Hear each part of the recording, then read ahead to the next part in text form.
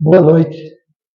E Jesus, os amigos espirituais, os protetores de cada um de nós, nos amparem, nos assistam em mais uma oportunidade de estarmos aqui compartilhando do conhecimento espírita.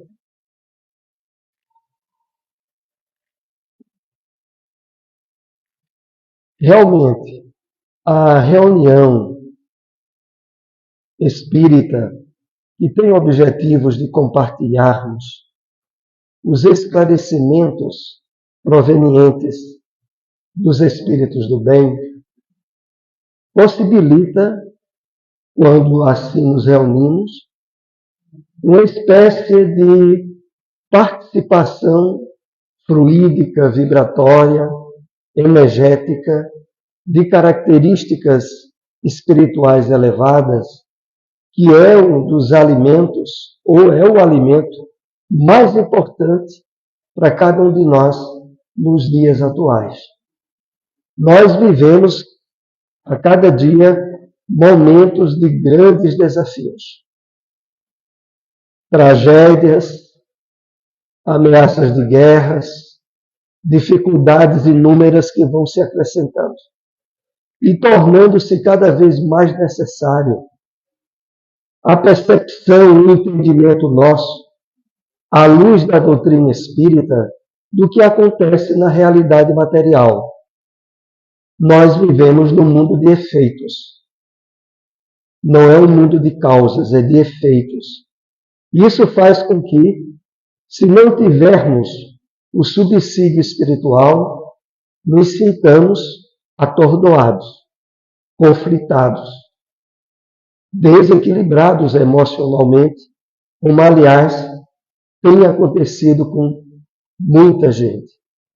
A época que nós vivemos, sempre lembramos aqui, é a época da pandemia, da ansiedade e da depressão, com as consequências, inclusive, no absurdo índice de suicídios, que é o resultado da imaturidade do homem em encarar a vida na posição e na situação em que ele se encontra.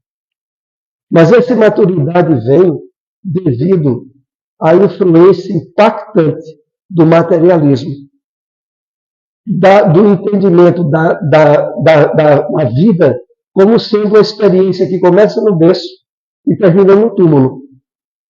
E com esse entendimento, há um choque grande quando sofremos por acontecimentos, por mortes, por tragédias, que não entendemos exatamente a causa, porque observamos apenas do ponto de vista material.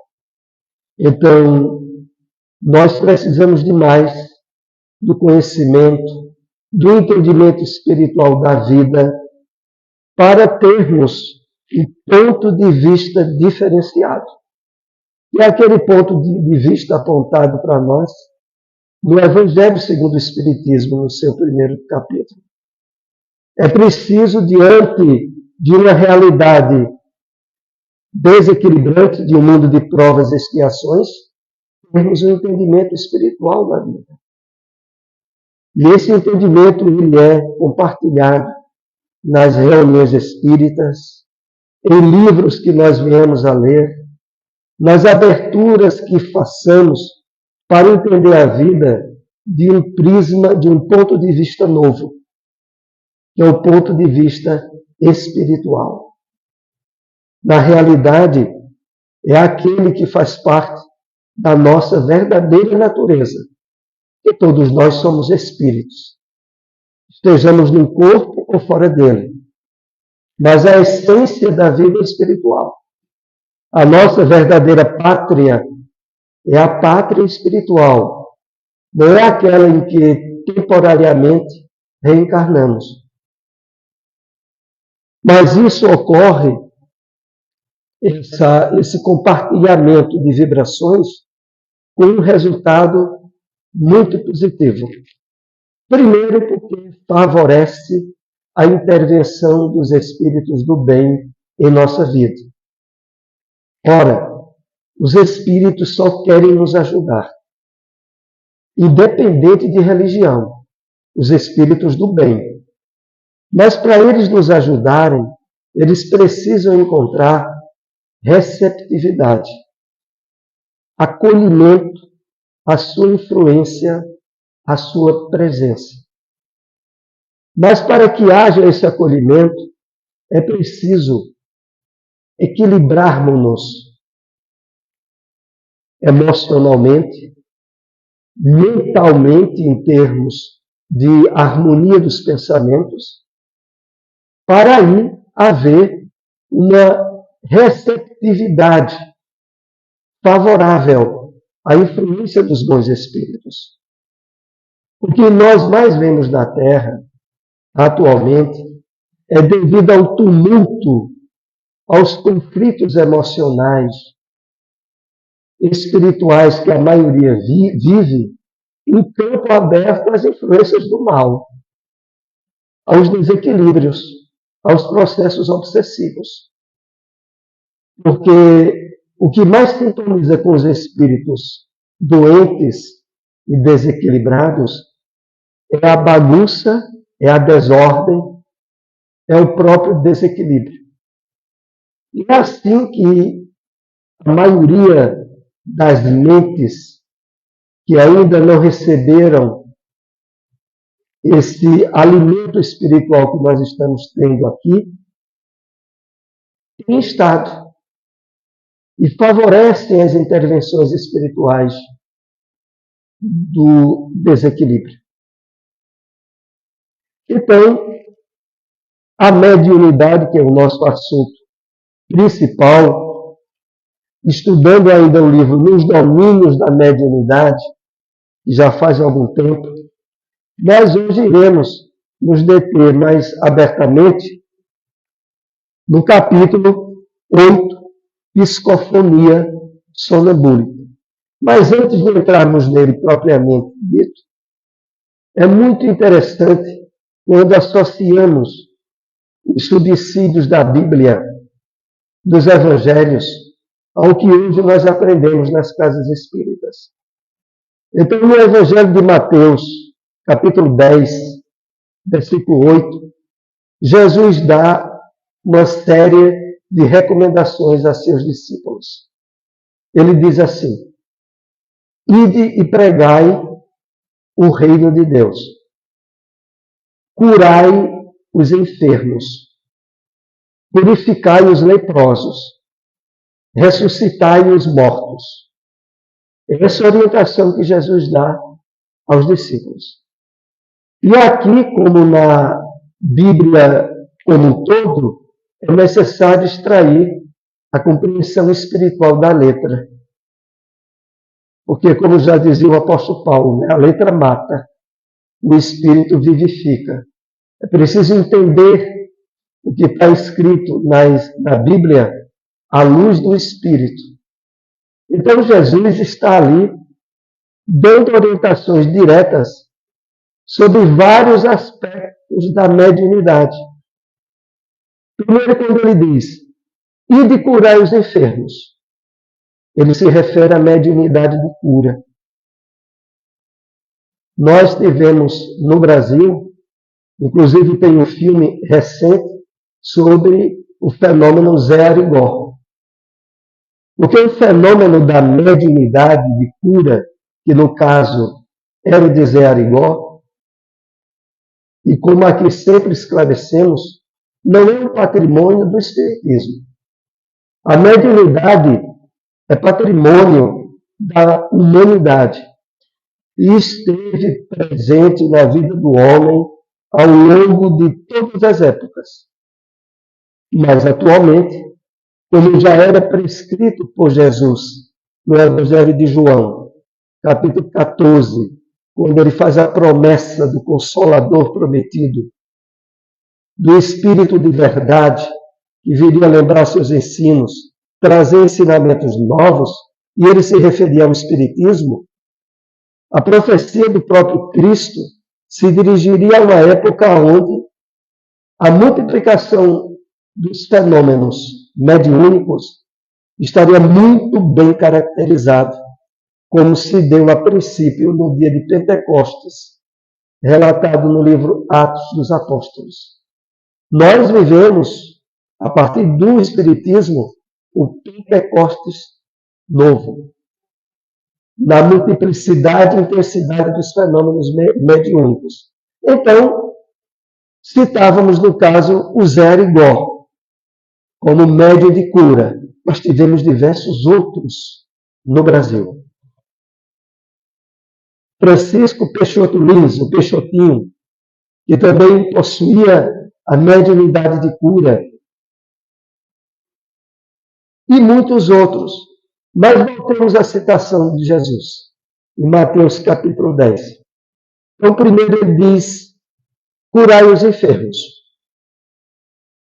Vivenciai a mediunidade de cura, que agora vocês são portadores. E depois ele diz, purificai os leprosos. Ora, nós temos um exemplo na literatura espírita do século passado, muito importante, que, aliás, agora no dia 1º de maio de 1880, foi o dia da reencarnação de Eurípides Barçanufo, o apóstolo sacramentano. Ele nasceu no dia 1º de maio. E Eurípides, quando se converteu ao Espiritismo, em 1903, através do seu tio Mariano, logo após participar da primeira reunião mediúnica na chamada Fazenda Santa Maria, Eurípides tem lá o testemunho, através do médium Aristides, da presença de São Vicente de Paulo, que é o seu guia espiritual. Mas quando termina a reunião em Eurípides, estaria voltando para Sacramento, a cavalo com seu tio, naquela época, estamos aqui falando de 1903, ele passa pelo caminho e lhe vem a lembrança da existência de um leproso, chamado Carlos. E ele diz ao tio, não é aqui, não é por perto daqui, que mora o Carlos? Ele disse, nós precisamos ir lá. E o tio disse, mas está muito tarde, a gente pode deixar para ir amanhã, não. A gente vai hoje, vai agora. E realmente, eles chegam lá, o Carlos, que estava passando fome e que tinha lepra, recebe os mantimentos, a ajuda que Eurípides pôde levar, e em seguida, Eurípides lhe dá um beijo na face. E aquilo ali foi o início da cura do Carlos. E é onde a gente se lembra dessa recomendação de Jesus a respeito de curar os leprosos. Mas em seguida, vem a parte que mais nos chama a atenção ao nosso tema dessa noite. É quando Jesus diz, ressuscitai os mortos. Ora, aqueles que efetivamente estão mortos, quem os ressuscitou?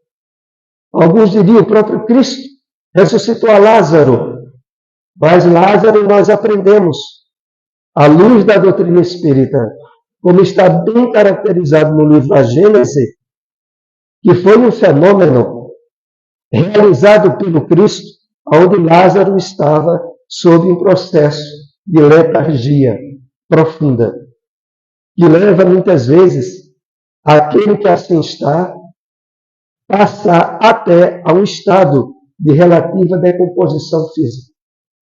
Mas a vida em termos existenciais não se extinguiu. A ressuscitação que Jesus passa para os apóstolos é a ressuscitação dos aparentemente mortos, dos espíritos desencarnados, que se dá através do fenômeno da mediunidade. E que teve, agora, à luz do Consolador prometido, um exercício regular e constante, através das reuniões mediúnicas das casas espíritas. Então, a mediunidade é algo que interessa a todos nós, porque é algo que está profundamente fincado ao próprio surgimento dos livros sagrados. A Bíblia é um compêndio de livros inspirados, parte psicografados. O próprio fenômeno da escrita em pedra dos 10 mandamentos foi um fenômeno mediúnico. Então, a mediunidade, ela é a base do surgimento de todas as grandes religiões da humanidade. E também, claro, do Espiritismo. Na base, na comunicação mediúnica, o propósito definido de seguir a orientação passada por Jesus e que está no capítulo 10 do Evangelho de Mateus. Ressuscitai os mortos. Aliás, o apóstolo Paulo já havia dito na sua carta aos Coríntios, de uma forma bem enfática, algo que está profundamente ligado a esse entendimento. Porque ele diz assim aos Coríntios: se os mortos não ressuscitam, comamos e bebamos, porque amanhã morreremos. Essa é a palavra enfática do apóstolo Paulo. Se não há certeza de que a vida continua depois da morte física, é entregar-se ao prazer e ao desequilíbrio material. É o comamos e bebamos, que significaria ter uma vida esbordoada na satisfação dos instintos. Mas é claro que Paulo queria ressaltar a verdade insofismável, da qual Jesus é o testemunho maior. Os mortos vivem, e a morte física é apenas a aparência produzida pela má interpretação dos sentidos físicos limitados que nós temos, que não consegue alcançar as vibrações sutis da realidade espiritual da vida, exceto para aqueles que têm mediunidade apropriada para isso, como os médiuns videntes, ou audientes, ou nos fenômenos de materialização. Mas normalmente não se tem. Então, voltando ao nosso livro Nos Domínios da Mediunidade, que é uma das obras da série Vida no Mundo Espiritual das mais importantes, é narrado nesse capítulo Psicofonia Sonambúlica, quando, vejam só, é dito assim, que o instrutor espiritual chamado Aulos, que é o coordenador desse trabalho mediúnico, diz o seguinte, que 3 guardas espirituais entraram na sala, conduzindo infeliz irmão ao socorro do grupo mediúnico. Ora, 3 guardas, e no mundo espiritual existe? Claro que existe.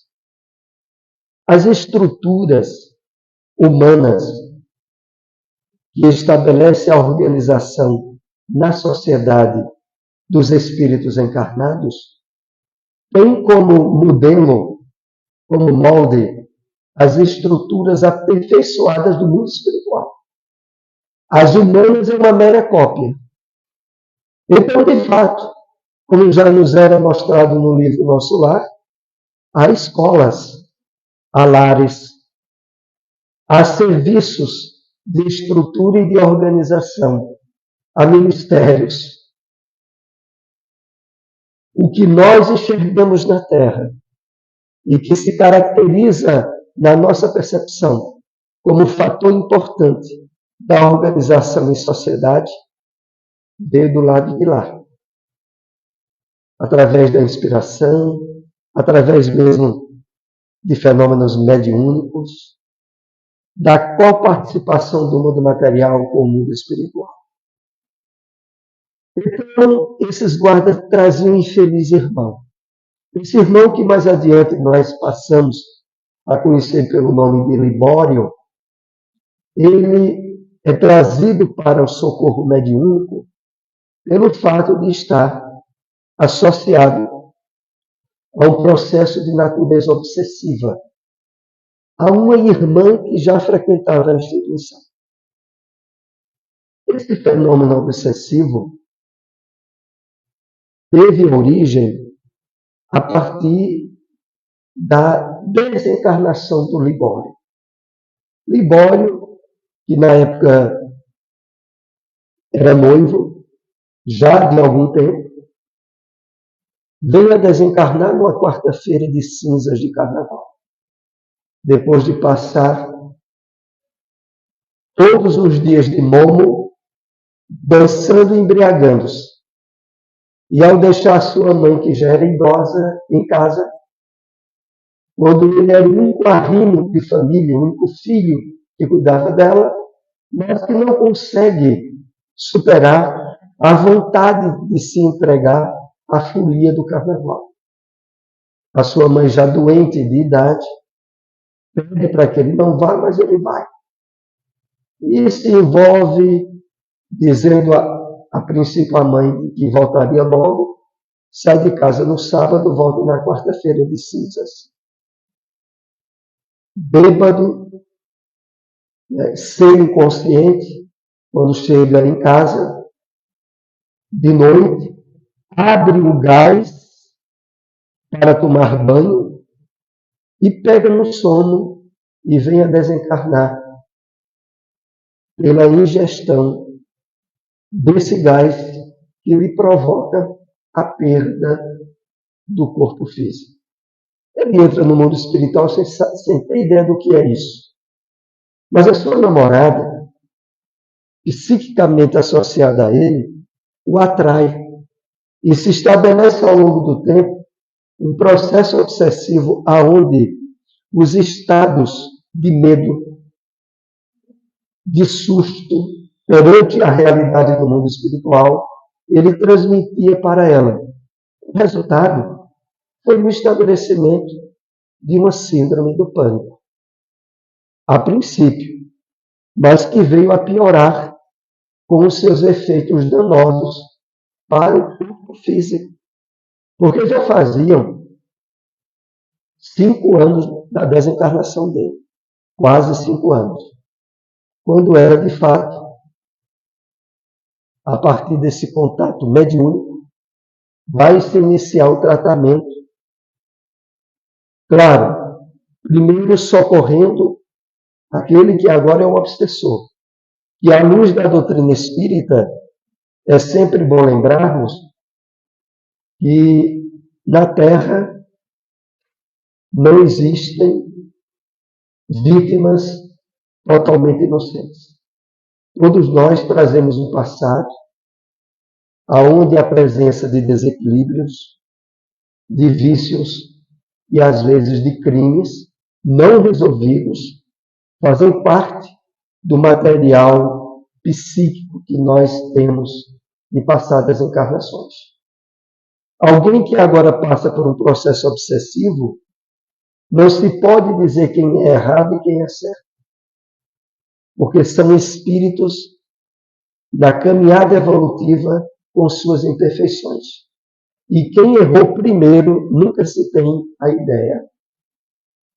Não é à toa que a mensagem profunda do Cristo foi sobre o perdão e o amor.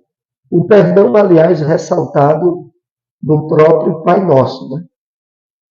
Porque nós iniciamos o Pai Nosso perdoa as nossas dívidas como nós perdoamos os nossos devedores, deixando muito bem claro para qualquer um de nós que nós temos dívidas. Nós temos questões do passado graves. Então, o Libório, que agora era o obsessor, era o provocador da doença, iria ser também cuidado. Porque no trabalho assistencial espírita, a ajuda tem que envolver a todos. E não só para aquele que aparentemente é a vítima agora. Então, através da comunicação mediúnica, aonde o Libório é esclarecido, aonde ele passa a tomar ciência de que ele era um aparente morto, porque em termos espirituais ele estava muito vivo. E que, por outro lado, esse afastamento dele da jovem, que antes era sua noiva, resultaria no início da cura efetiva dos distúrbios psíquicos que ele estava passando.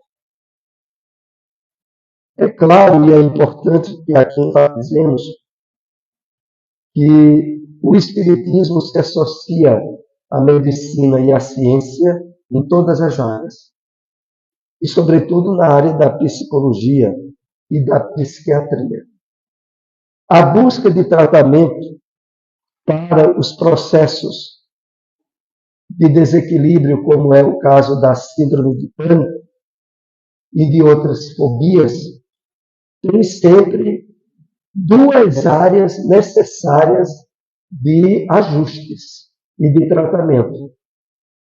A área psicológica e a área espiritual.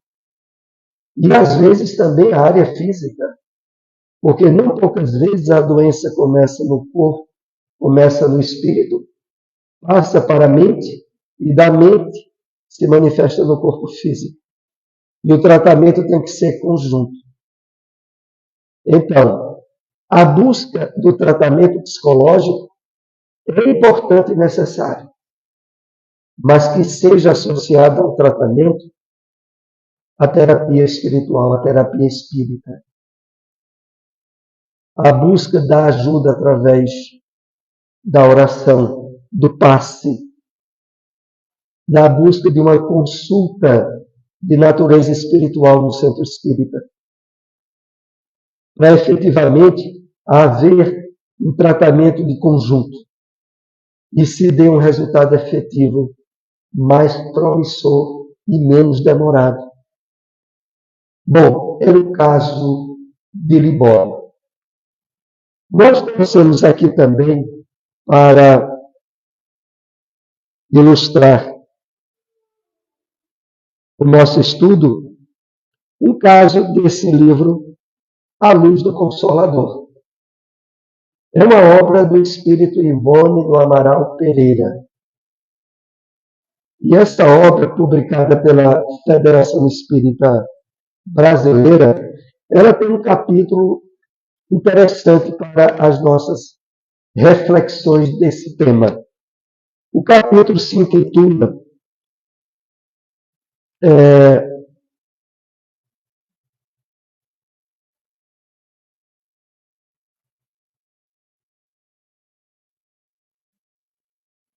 Um estranho caso de obsessão. Como o título está dizendo, é um estranho caso. E nesse estranho caso, é narrado para nós que determinado jovem, que é colocado apenas as iniciais do nome dele, AG. AG era um jovem que estava noivo. E a sua noiva, que no livro tem o nome de Elisa, estava com o casamento marcado para 6 meses. E o casal nutria uma afeição com reciprocidade, onde todos os dias o noivo visitava a noiva. Elisa era filha única. A sua mãe já era viúva. E a expectativa da realização das núpcias, pelo que a obra narra, esse caso se deu em torno dos anos 50, era o sonho maior daquela pequena família. Elisa nutria uma afeição sincera e fiel ao jovem Agê. Mas aí, o que ocorre? Ela, mesmo tendo essa afeição correspondida, era de uma família modesta. Agê era um comerciante em vias de expansão naquela cidade do interior. Chega determinado momento em que torna-se viável uma viagem a título comercial de Agê a uma cidade próxima àquela onde ele morava. E viajando para aquela cidade no final de semana, por interferência de alguns amigos, ele é levado a participar em um baile. E nesse baile, Agê vem a conhecer uma jovem lá chamada de Teresinha. E dança com ela e surge uma certa afeição por aquela jovem. Bom, depois daquele final de semana, ele volta para sua cidade. Mas quando vai encontrar outra vez com Elisa, a sua noiva, Elisa percebe uma certa frieza, até mesmo uma certa tristeza que o Agê estava expressando. Ele não diz nada do ocorrido. Mas no outro final de semana aparece novamente uma necessidade comercial para ele viajar àquela cidade outra vez. E agora, quando ele encontra Teresinha, ele a percebe mais atraente, até mais bonita. E começa a namorar com ela. E aquele namoro, só no final de semana, ele volta de novo e começa agora a sistematicamente dizendo à sua noiva de que tinha necessidade de viagens sequenciais àquela outra cidade. Não diz nada à jovem da outra cidade, que começou a namorar com ele, do compromisso que ele tinha assumido com Elisa. Bom, chega a época do casamento, os 6 meses passam rápido, e ele não conta a ninguém o que está vendo. Aí ele pede um adiamento de 2 meses junto à família da noiva para realizar aquele casamento. Ora, volta de novo a se encontrar com Teresinha e dessa vez se casa com ela, sem dizer nada a Elisa, e volta para a cidade já casado. Bom, em uma cidade do interior, pouco tempo, Elisa sabe do acontecido. A princípio não acredita, mas se torna um fato explícito, e aí ela adoece emocionalmente, adoece em termos de se sentir enganada, desprezada, e depois de 1 mês vem a ter uma embolia cerebral e morre. Bom, chega o dia do féretro, e naquela cidade do interior, quando as pessoas estão na casa da falecida para irem depois ao cemitério, a mãe de Elisa já com certa idade, mas muito constrangida, diz algo mais ou menos nesses termos. Elisa era um anjo, voltou para o céu. Descanse, minha filha. Mas esse infeliz que te causou isso, esse desgraçado, jamais ele será feliz. Jamais eu o deixarei ser feliz. Bom, passado cerca de 2, 3 meses, a mãe de Elisa, que não sabia, tinha também problemas cardíacos, vem a desencarnar. E aí, mais 4, 5 meses, a família nova que tinha sido construída por AG e a sua noiva Terezinha, começa a acontecer algo inusitado. Vejam só.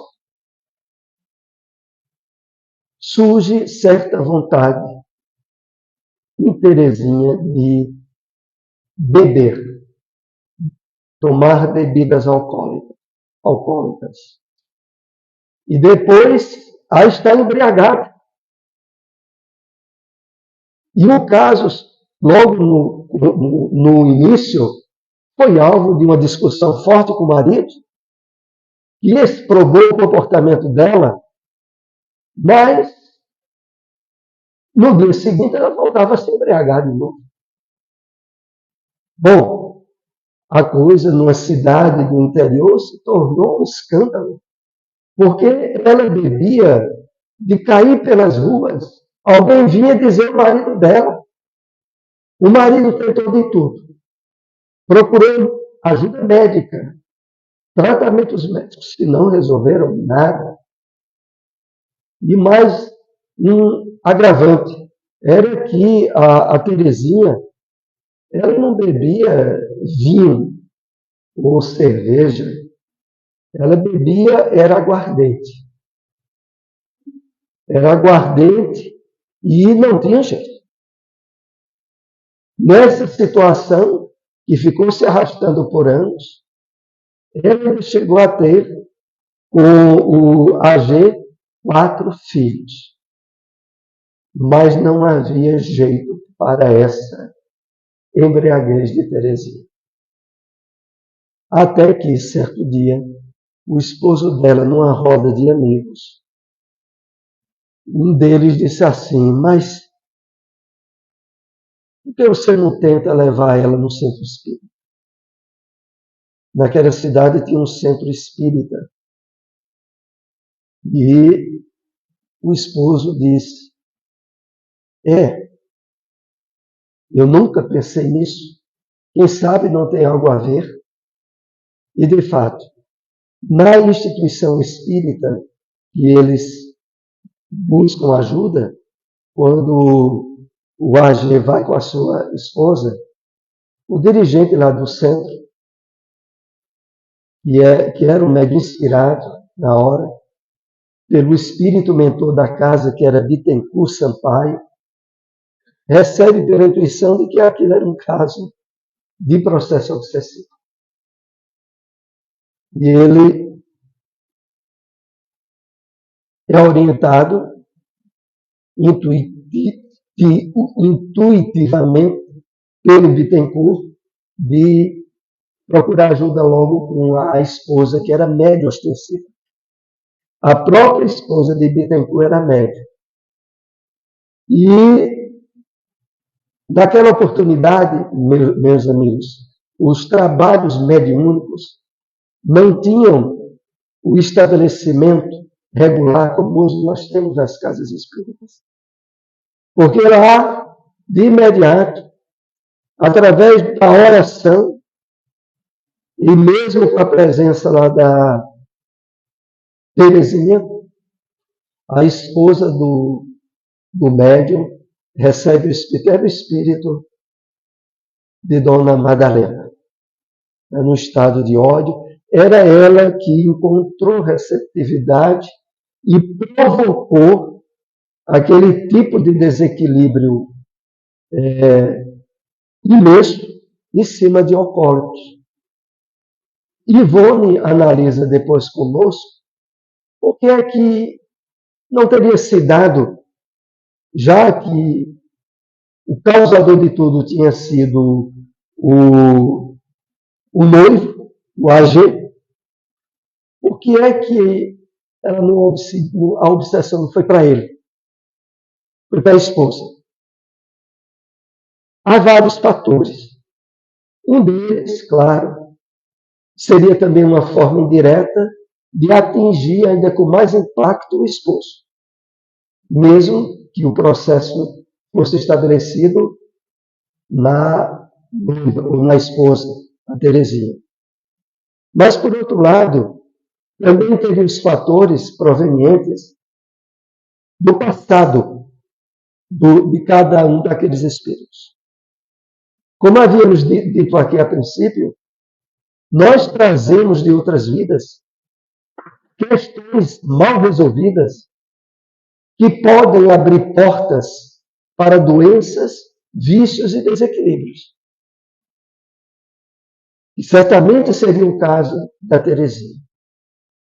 É claro, eu havia esquecido que logo quando iniciou-se esse processo de alcoolismo, o AG acusou ela de que ela era alcoólatra desde antes e que escondeu isso dele. Como é que ela quis até identificar o jeito de certa alegria que ela tinha na maneira de ser, como sendo proveniente do alcoolismo que estava enrustido, que estava escondido. Mas a questão toda, que aqui é bem salientado, é a possibilidade daquele vício vir de uma outra existência.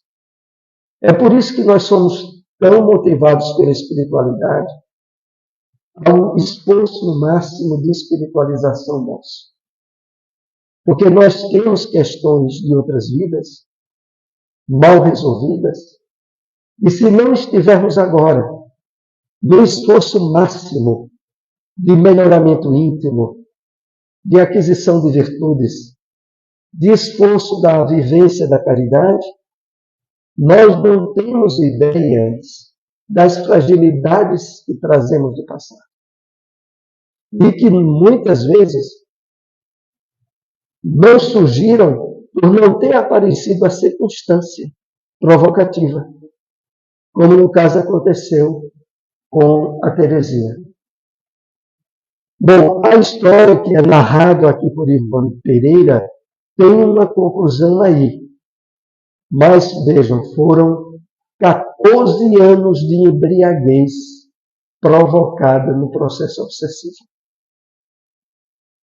Não é, por outro lado, que não poucas vezes, independente da origem do vício, quer tenha sido de vidas anteriores, quer tenha sido por situações difíceis que a pessoa esteja passando, porque há situações de alguém que nunca bebeu, até ter sido traído pela esposa, e de repente começa a frequentar um bar, se embriagar e se tornar alcoólatra. E o que aparentemente os olhos dizem é que quem provocou o vício foi aquele problema. E aquele problema, na maioria das vezes, foi apenas o estupim de um problema que estava enrustido, estava oculto. Mas diante daquela situação, exteriorizou-se. Então, na medida em que nós, de fato, vamos trabalhando em nós essa mudança de valores íntimos, nos colocando mais sensíveis aos espíritos do bem, nós resolvemos muitas questões do nosso passado. Não só pelo amparo e proteção espiritual que passamos a estar em sintonia, mas também pelo fato de que, como já diz o apóstolo João na Bíblia, o amor cobre multidão de pecados. A caridade, que é o amor em ação também, claro. E essa multidão de pecados, não poucas vezes, tem a ver com aquilo que nós trazemos de erros de passadas encarnações. Mas agora, mais esclarecidos pela doutrina espírita e envolvidos no trabalho do bem, temos todos os instrumentos para não haver recaídas e desequilíbrios que poderiam ser plenamente superados. Há na literatura espírita, inclusive nesse próprio livro, Nos Domínios da Mediunidade, em História Adiante, onde mostra o subsídio das interferências espirituais dentro de um bar, aonde espíritos que cultivaram o vício do álcool encontram portas abertas de acesso àqueles que, seja por que motivos forem, abrem brechas para o vício e, acoplado à necessidade orgânica, passa a haver uma necessidade espiritual, de natureza espiritual, e que faz com que, muitas vezes, como era o caso de Teresinha, porque o caso mesmo de Teresinha, em certa oportunidade, na visita que ela teve de um amigo, mesmo embriagada, era alguém que conhecia o Centro Espírita de Bittencourt, ela disse: eu quero deixar isso, mas tem uma força que me domina. E quando eu olho, está bebendo de novo. E aquilo é uma força incontrolável.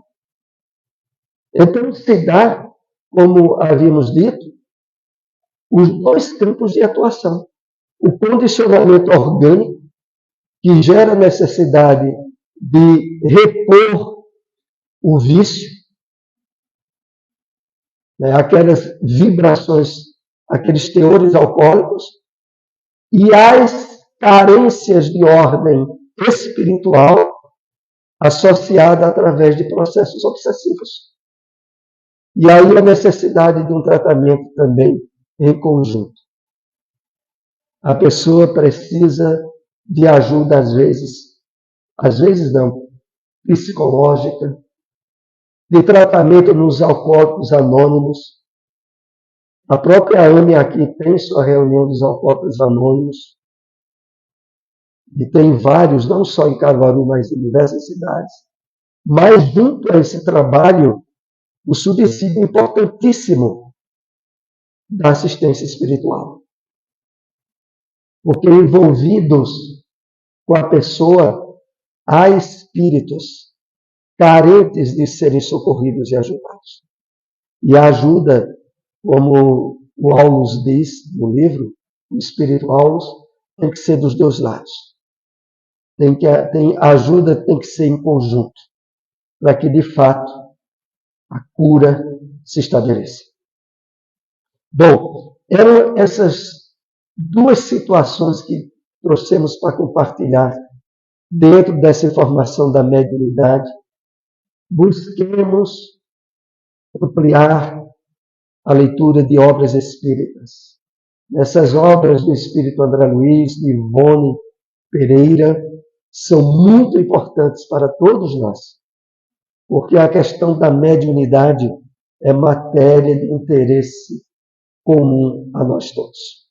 Que Jesus e os amigos espirituais nos amparem e nos assistam de volta aos nossos lares com muita paz.